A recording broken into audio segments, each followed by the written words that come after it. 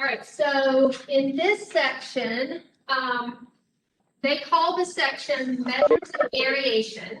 All right, and this includes, and we've got 3 things. So I'm gonna let you write this down. Leave a line or 2 in between each one. We're gonna put a little information on that when we when you guys get it copied down.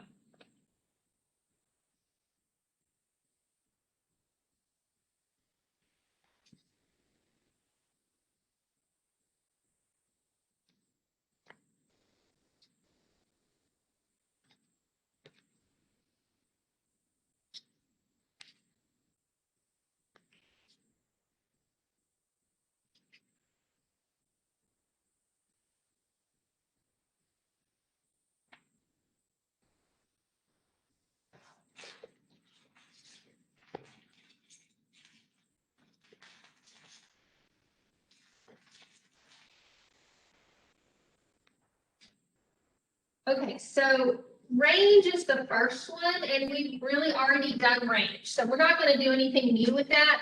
Do you guys remember how we found it? We did it when we did the frequency distribution. Remember we had a list of numbers. You remember how we found range?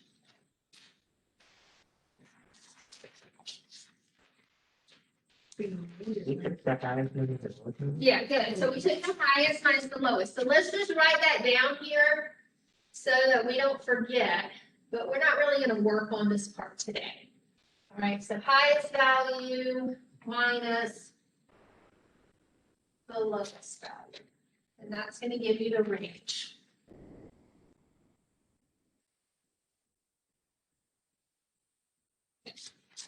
Okay, so for the other 2, that's what we're really going to be focusing on today. For variance, I'm going to give you a formula for variance. For a symbol, we're going to use S. Quick question. Sure. I thought the range was highest plus the lowest divided by 2. That is the mid-range. Remember we talked about that on Monday or on Wednesday when we met last? So range actually goes back to like chapter 2 when we were doing the frequency distributions. Remember we found the range and then we divided by the number of classes? Yes, ma'am. So it's 2 different ranges. Yeah, so mid-range is a little different than just the regular range. Okay, thank you. Okay, so I'm going to write this formula down, and this is a formula that looks a lot worse than it actually is, but I want you to try to just kind of jot it down so that you've got it written in your notes.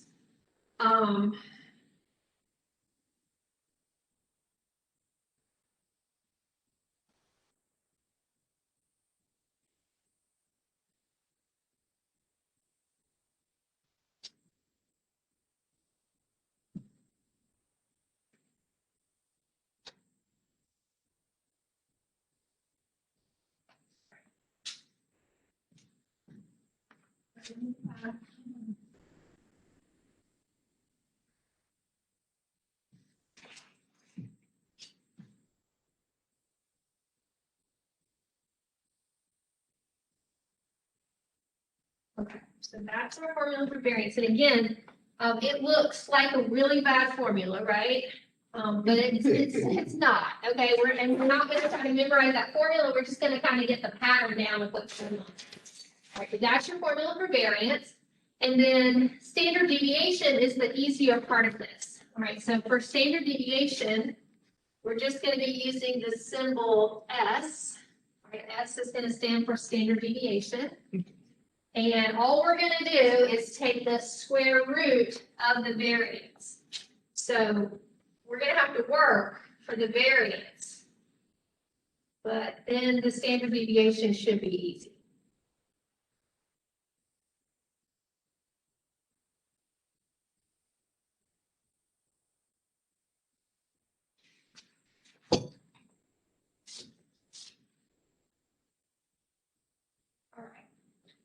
So we're going to do the same kind of examples that we did on Wednesday. We're going to do the list of numbers. That'll be the easy scenario. And then we're going to do the frequency distribution, which will be a little harder. Okay. So we're going to start with the set of numbers. All right. So we're going to keep that data set pretty small. We're doing 4, 9, 12, 15, 3, and 4.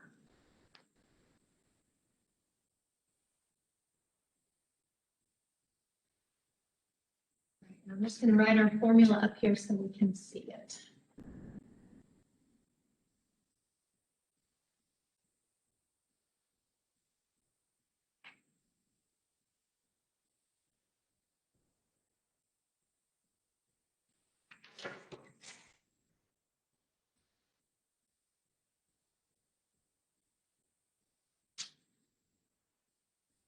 Okay, so first thing that we're gonna do is we're gonna work on this part of the formula. Okay, because we know, like, when we have a formula and it has parentheses, we always do the parentheses part first. Okay, so that's what we're gonna do, parentheses part first. All right, so we saw that with the mean that we talked about on Wednesday. All right, so remember this symbol tells you to do what? Just remember what that symbol means?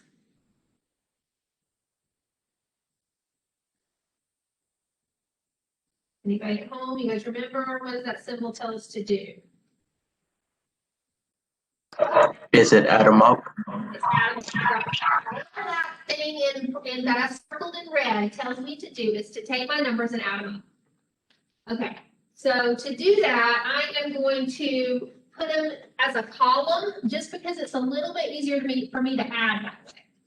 All right, so I'm going to make a column and I'm going to list the X's underneath.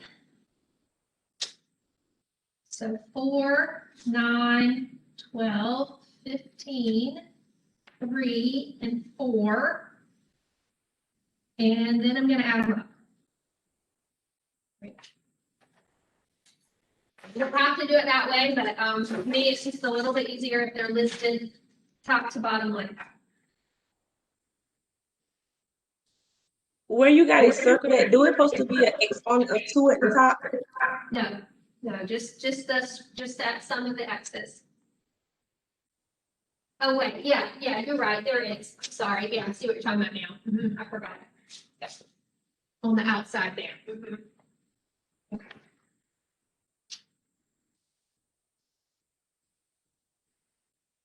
All right, so let me add up here. 12, 15, 3, 4. Do we get 47? Yeah. Okay. All right, so 47 is what we're gonna get when we add up the numbers. All right, so then the other thing that we're gonna do is we're gonna do this part. Right? So we know that the symbol in front tells me to add. All right, any ideas what you think we need to do there? So add the X squared, so what do you think? Add them up and square. Yeah, almost. We're gonna square them first and then add them up, okay? All right, so I'm gonna go through and I'm gonna make another column right here. And I'm gonna square each of the numbers. Okay, so some of these I can probably do in my head, like 4 squared is 16. And 9 squared, 9 times 9 is 81. And 12 squared, 12 times 12 is 144. All right, what about 15 squared? You have that, okay. 825. 225. Okay, and then 3 squared is 9, and 4 squared is 16. Okay, so once I get those squared, I'm going to add those up. Okay.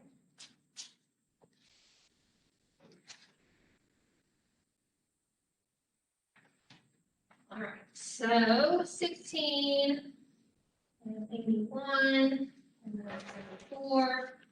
225 and 9 and 16 add up to 491.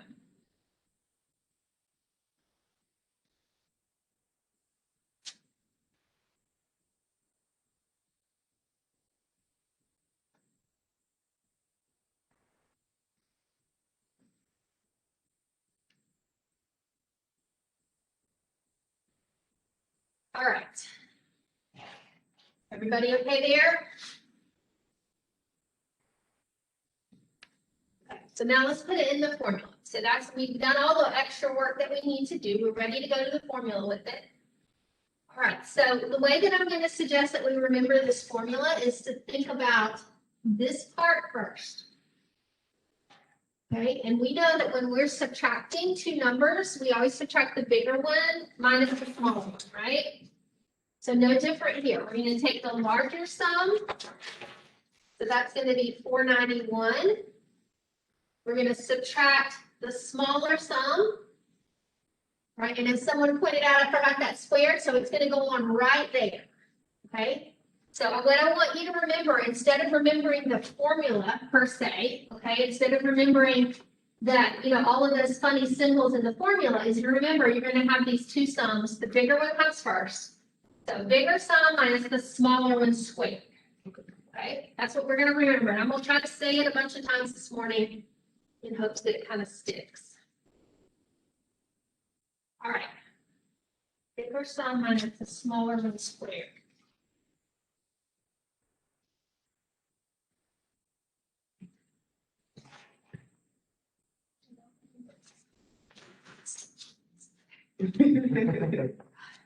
Not part of my job description.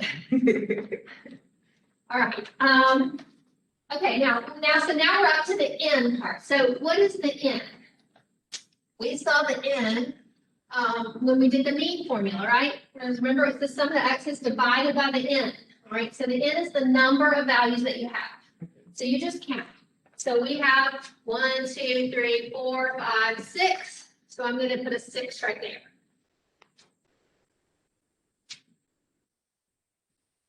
And then on the bottom of that fraction, we're supposed to do one less. So if the n is 6 and we're doing one less, we're going to do what? 5. Yeah, right? All right, and that gets it set up. All right, anybody have a question on setting it up? That's good here? Yeah, so that's when we're made that. That formula what? So that's when what is in stack. That represents your variance, yes, yes. So again, just kind of remember, because every time we work the problem, regardless of which, if we're doing the raw data or we're doing the frequency distribution, we're gonna have these two sums, okay? So we're gonna always take the bigger sum minus the smaller one squared, and then divide by the number of values, and then one less on the bottom. All right, so now we need to put it in our calculator. All right, so if you guys at home have a calculator, I want you to try it. This is a little tricky because I can't see what you're putting in, but we'll see if we can figure out how to make it work. You do need to put a parenthesis around the top part of that fraction. So you need to open a parenthesis before the 491 and close it after the 6. Okay? And you want to shoot to get it all in at one time, all right? Which is one reason that we really want to be using a calculator and not our phone, and it's okay today, but it's hard to put something like this in your phone because of the parentheses and it's just a lot. I mean, it can be done. But if you've got a calculator at home, grab your calculator and see if you can type this in. All right, and I'm gonna do it and tell you what I get. Check. All right, so I get 24, I'm around to 2 decimal places, so I get 24.5,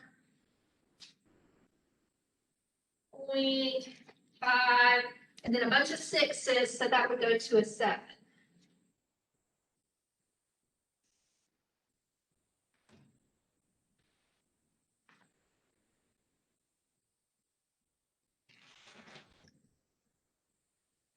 Just do it about it.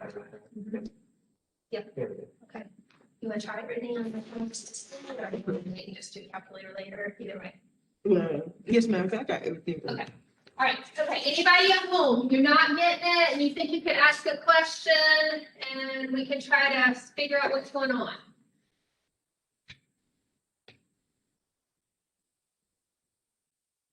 Okay, so that's your variance. Remember, that's your S squared is your variance.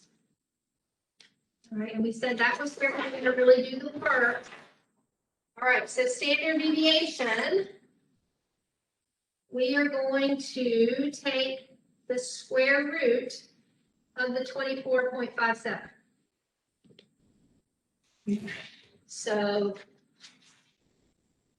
square root 24.57. All right, and let's see what we get there.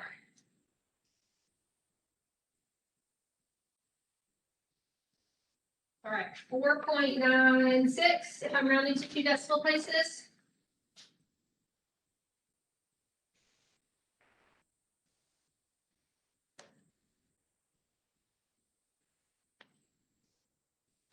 All right, any questions with that?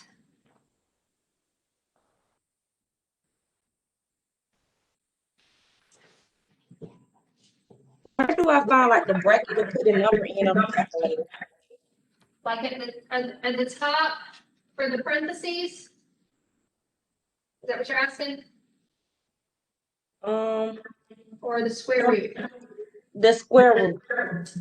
What kind of calculator do you have? It says a 30x. I don't know how to explain it. That's fine.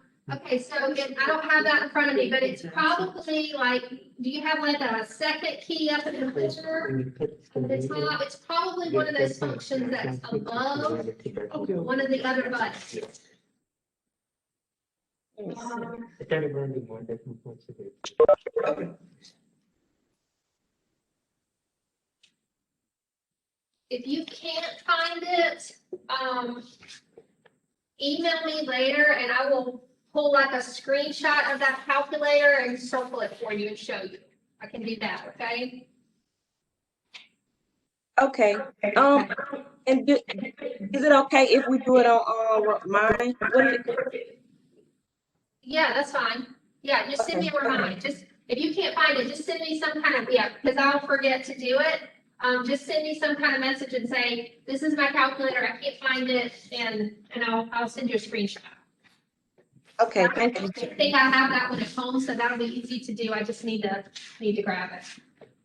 Okay. Okay.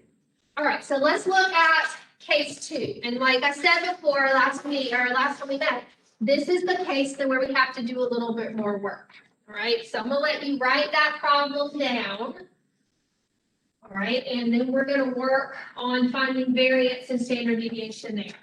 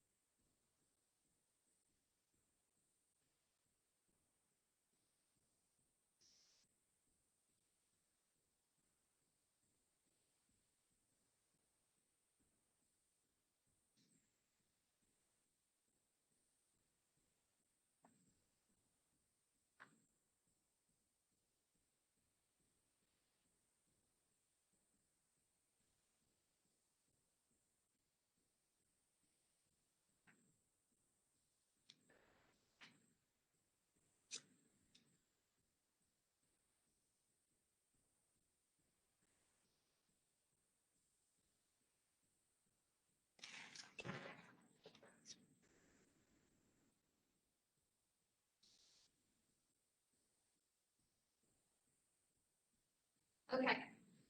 All right, so I want to remind you about the mean for a second. Okay, what we did with the mean. So remember that your formula for the mean looked like that, right? Okay. So what I want you to notice is this part inside the parentheses right here is the same thing that we have right here. Okay, so we're going to start off working this problem just like we worked the mean. Okay, very similar. All right, so remember that what we said on Wednesday with the mean was that we knew that when we looked at that first class, that there were 3 numbers between 7.5 and 12.5, right? There were 3 numbers in the original class, in the original data set. Okay, so I'm reminding you. You don't have to write this, but I'm just gonna remind you. All right, so we know three numbers between 7.5 and 12.5. Okay, and then on Wednesday, I asked you, okay, so you know the three numbers between those two, what are those three numbers? Right? And you told me that you didn't know. Because we don't have the original data set, right? Okay. And so we had to estimate instead. So we had to pick something between 7.5 and 12.5 and say, these are the three numbers that I'm going to pretend that they are. Okay, do you remember what we picked?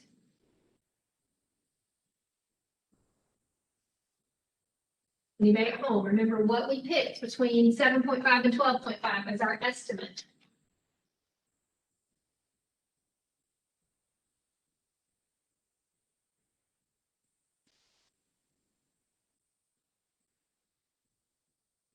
Okay, so you guys may need to go back and review that then, if we don't remember that, because that's going to be critical for us finding the mean, and it's playing into this as well. All right, so we picked the midpoint, and we said that we were going to let the midpoint be the number between 7.5 and 12.5 that were those three values. All right, so the first thing that we did was we added a column to our problem for midpoint. Right? So always do that. Yeah, so we're gonna do that same thing here. Okay, and again, the reason I'm doing the same thing is because in the problem, you have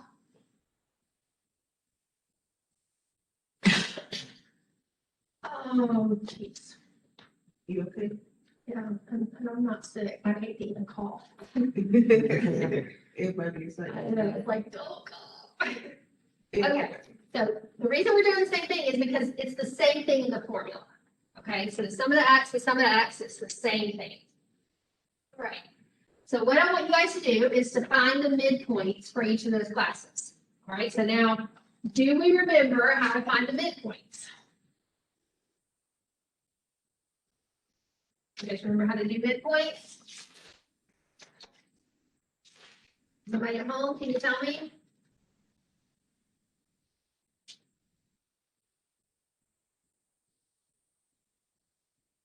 Add the class boundaries, just one class divided by Perfect. You add the class boundaries of each class and divide by 2. So the first one would be like 7.5 plus 12.5. We're going to divide by 2. Okay, and we'll end up getting a midpoint. We should get a midpoint of 10.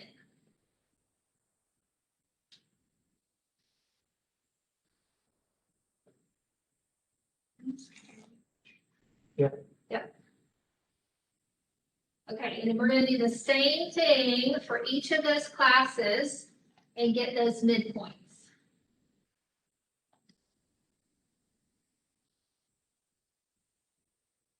All right, so I'm going to go ahead and jot them down here. You guys tell me if you have questions. Okay, so I'm going to give you a minute to kind of think about it.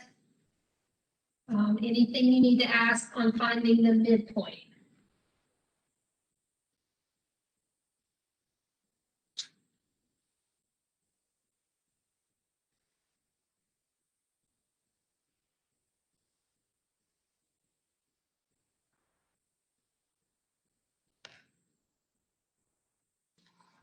Okay, so then on Wednesday, I made a list of the data. Okay, so I don't know, hopefully you remember this. So we said there were three numbers between 7.5 and 12.5. Those three numbers were all 10s. So I wrote down 10, 10, 10.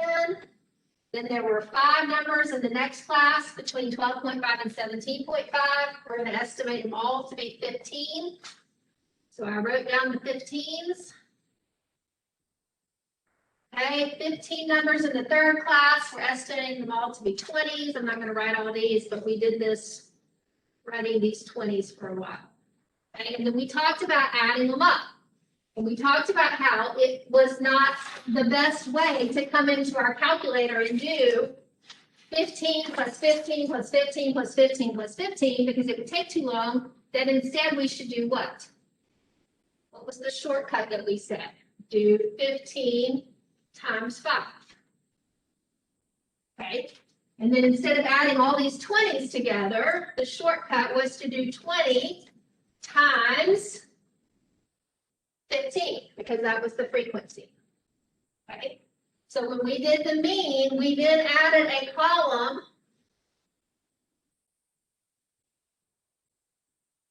for midpoint times frequency. So I'm going to do that here as well. Midpoint times frequency, and let's do that multiplication. Okay, so 10 times 3 is 30. Just going to multiply across. 15 times 5 is 75. 20 times 15 is going to be 300. 25 times 5 will be 125. 30 times 2 will be 60.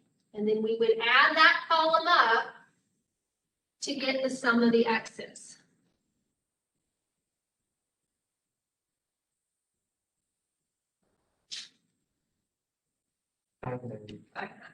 Okay, so that is nothing new.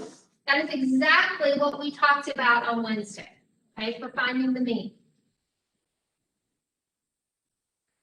And so that 590 in my formula is going to go right here. So that takes care of that first sum.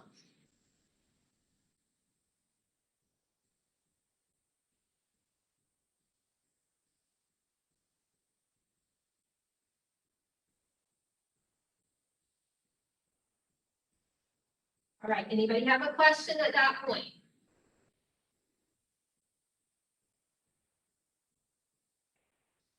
All right, so now let's work on the other sum. So remember, the other sum is that we need to square all the x values and add them up. So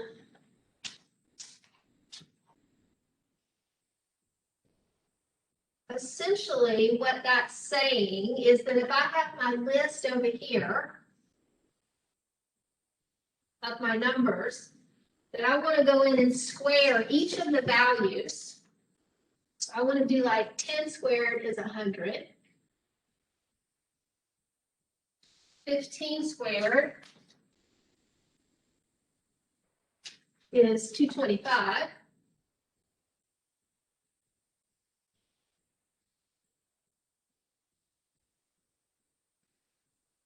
20 squared is 400, and so forth. And then add that up. Okay, and that's going to give me my second sum. But again, I don't want to do it the way that I just did it, because this is going to take me way too long. Okay, I don't want to have to write everything out and then add them up. I want to be able to jump in and do it from my chart. Okay, so let me look at what needs to happen. So to get from a 10 to a 100, I need to square the midpoint. Okay, so let's make sure that makes sense. If I square the 10, I'm going to get the 100. If I square the 15, I'm going to get one of the 225s. If I square the 20, I'm going to get one of the 400s. Okay, so I'm going to add a column here, and I'm going to do midpoint squared. All right, I'm going to stick it over here. I don't want to lose my stuff there. All right, so midpoint squared. I'll erase that in a minute.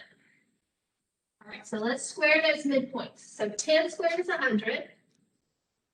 15 squared we said was 225.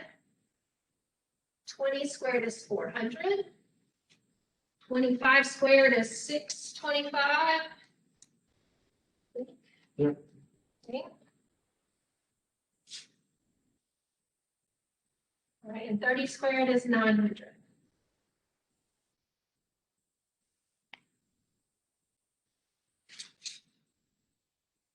Okay. So now what I have right now is I have one of each of these values. Okay, I have 100, 1 225, 1 400, and then I would have 1 625, 1 900. So how am I going to account for the fact that I have more than one of these things that needs to get added up? So how do I make it 3 of them instead of 1 of them? 50 multiplied by the frequency. We multiply by the frequency. All right, so the last column is gonna be the midpoint squared column times the frequency. And that's gonna bring in the fact that these things are occurring more than one time a piece. All right, and to be really honest, this is where I end up making a mistake 9 times out of 10 because I multiply the wrong two numbers together. So it is this column and this column that I'm gonna multiply together. Okay, and I have to mark it some way or I get off track and do the wrong thing. All right, so 3 times 100 would be 300. 5 times 225 would be 1125. 15 times 400 would be 6,000. 5 times 625 would be 3125. 2 times 900 would be 1,800. All right, and then this is the column that I want to add up.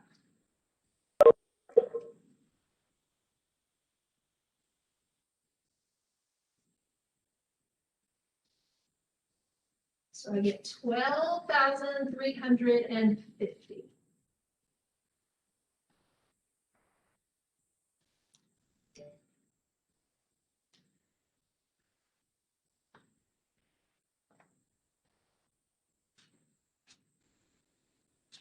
All right.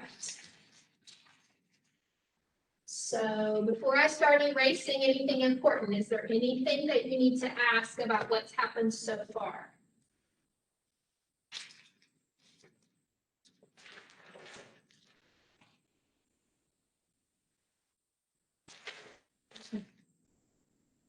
All right, so let me clean things up a little bit here and then let's look at our formula. So I now have my two sums. So remember that it is the larger sum minus the smaller one squared. All right, so when we set up our formula, larger sum minus the smaller sum squared. So I'm gonna do, stick it right here. So larger sum is 12,450. Smaller sum is 590. And it's supposed to be squared.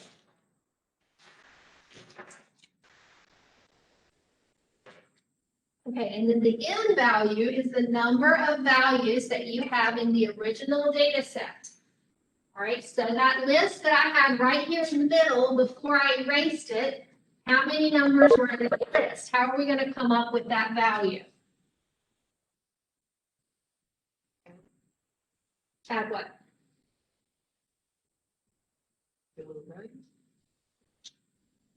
The frequency? Add the frequency, right? So remember that adding the frequency tells you how many data values that you have in the data set. All right, so that's going to add up to 30. And we'll put that there. Remember, it's one less on the bottom, so 29 on the bottom. Okay, and then we're ready to go to our calculator. Remember, parenthesis around the top to separate it from the bottom.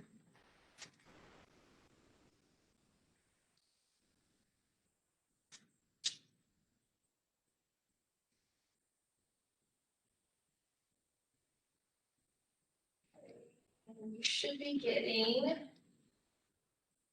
25.75 if you round to 2 decimal places.